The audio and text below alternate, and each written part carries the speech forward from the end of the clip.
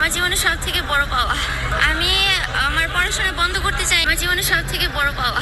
অনেক খুশি, কারণ আমি এর আগে 2টা ভাইবা দিয়েছিলাম এই পুলিশে, কিন্তু আমি চেষ্টা করেছি কিন্তু কখনো হাল ছাড়িনি। সেজন্য আমার আজকে সফলতা পেলাম। আমি কখনো বিশ্বাসই করতে পারি নাই যে এত কম টাকায় চাকরি করতে পারবো। সেজন্য আমি খুবই এখন আনন্দিত। আমার অনেক ভালো লাগছে। আমি আসলে কখনো বিশ্বাস করতে পারিনি যে 120 টাকা আবেদন করার পরে আমার চাকরি হয়ে যাবে। অনেক কষ্ট করতে হয়েছে। আমরা 3 দিন মাঠ করছি, তারপর রিটেন পরীক্ষা দিছি, তারপর ভাইবার পরে আমাদের মেধা তালিকা অনুযায়ী সিলেক্ট করা হয়েছে। আমার আম্মা আমাকে অনেক সাপোর্ট করছে, অনেক করছে।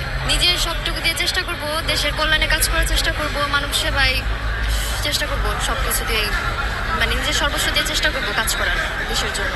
এইখানে আসতে গেলে বেশি কিছু লাগে না, বেশি যা শোনা যায় এত কিছু লাগে না। জাস্ট শুধু পরিশ্রম আর নিজের একটু কি বলবো, জাস্ট পরিশ্রমটাই আর ভাগ্যটাই জরুরি আসলে, আর কিছু না।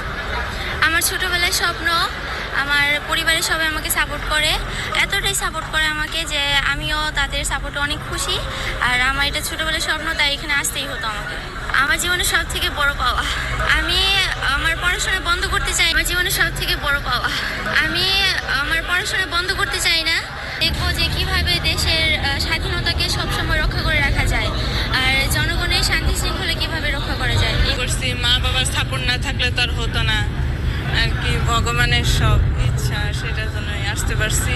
মেয়ে হয়ে মানে আমার ছোটবেলা থেকে স্বপ্ন আমি পুলিশে আসবো, মানে আমার পরিবারে আমি তো প্রথম সন্তান, মানে আমার পরিবারের দায়িত্ব আমি নেব, মানে এটাই দেশের সেবা করব, তার জন্য পুলিশে আসার প্রতিদিন সকাল আসা খুব কষ্ট হয়ে যেত, যার জন্য টাঙ্গাইল কাপ্তিও বাড়ি থাকতাম আর কি। আসা প্রতিদিন আগে আসতাম, একদিন আগে, তারপরে প্রতিদিন মাঠ করছি এইভাবেই প্রতিদিন।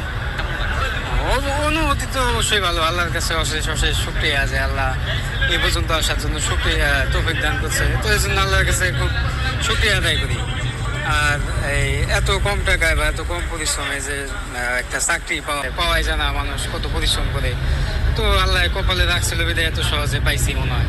আপনারা জানেন যে ট্রেনি রিক্রুট কনস্টেবল ফেব্রুয়ারি 2025 প্রাথমিক পর্বের কাজ করতে পেরে আমরা নিজেদেরকে অত্যন্ত সৌভাগ্যবান মনে করছি।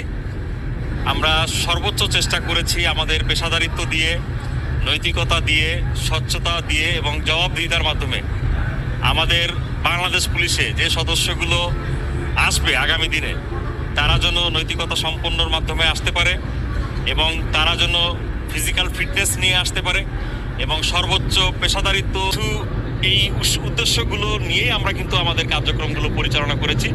দীর্ঘ এই কার্য পরিচালনার ক্ষেত্রে আমরা সর্বোচ্চ পেশাদারিত্ব দিয়েছি এবং প্রত্যেকটা জিনিস অত্যন্ত সূক্ষ্মভাবে বিচার বিশ্লেষণের মাধ্যমে মেধাক্রম, ফিজিক্যাল ফিটনেস, মেধা জ্ঞান সকল প্রকার যে সূচনাগত চেষ্টা করেছি, সেগুলো সূক্ষ্মভাবে প্রত্যেকটি জায়গায় অ্যানালাইসিস করে যোগ্যতম প্রার্থীদেরকেই বাংলাদেশ পুলিশের সুযোগ দানের জন্য